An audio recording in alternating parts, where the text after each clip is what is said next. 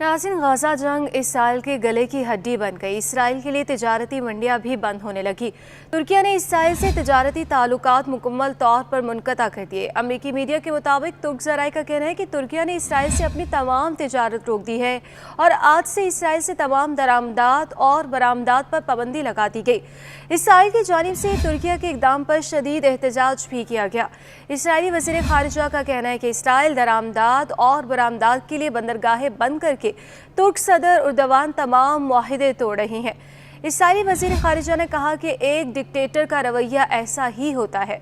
Israel दीगर ममालिक से तिजारती ताल्लुकात बनाएगा और मुकामी पैदावार पर तवज्जो देगा।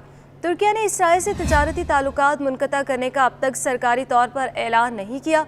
ख्याल रहे कि गुज़श्ता माह तुर्की ने गाज़ा में जंगबंदी के ऐलान तक इसराइल को बाज़ मसनूआत बरामद करने पर पाबंदी आयद कर दी थी।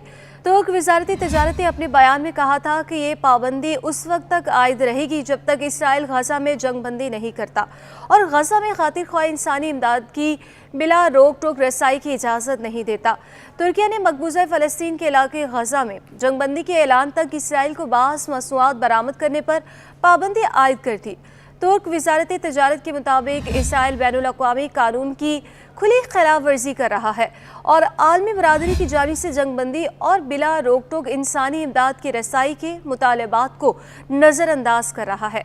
बयान में मज़ीद कहा गया कि इसराइल को गाज़ा में बुनियादी इंसानी इमदाद बशमूल तिब्बी साजो सामान की बिला रोक टोक रसाई की इजाज़त देनी चाहिए।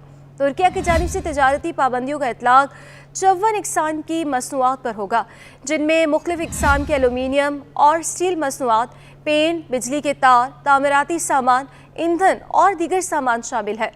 उधर हमास के रहनुमा इस्माइल हनिया का कहना है कि गाज़ा जंगबंदी मुआहिदे की इसराइली तजावीज़ पर मस्बत अंदाज में गौर हुआ है। मिस्री हुकाम से गुफ्तगू करते हुए उन्होंने कहा कि इसराइली जारहियत का खात्मा करने वाले मुआहिदे पर मज़ीद बातचीत के लिए हमास का वफ़द जल्द मिस्र आएगा।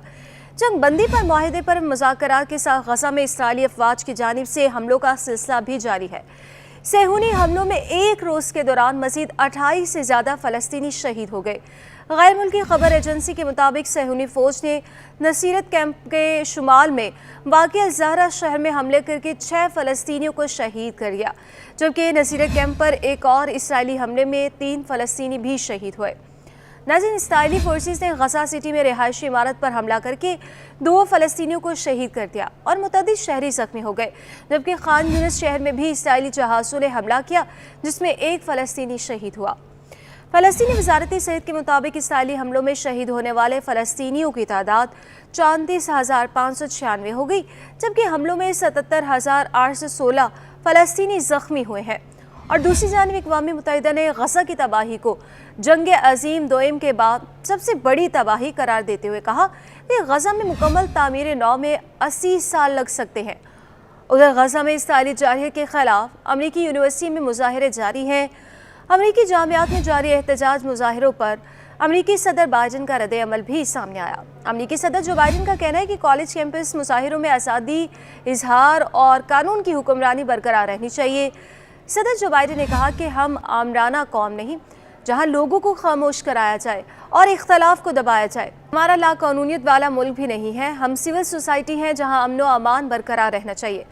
अमरीकी सदर ने मज़ीद कहा कि हम जामिया के एहतजाज से मशरिक़ वुस्ता में अपनी पॉलिसियों पर नज़रसानी के लिए मजबूर नहीं है।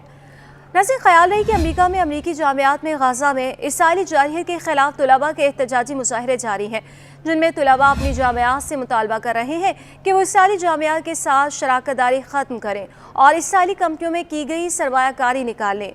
अमरीका की कोलंबिया यूनिवर्सिटी और यूनिवर्सिटी ऑफ कैलिफोर्निया में तुलबा का एहतजाज ख़त्म करवाने के लिए पुलिस को तलब किया गया, जहाँ पुलिस ने दर्जनों तुलबा को गिरफ्तार किया।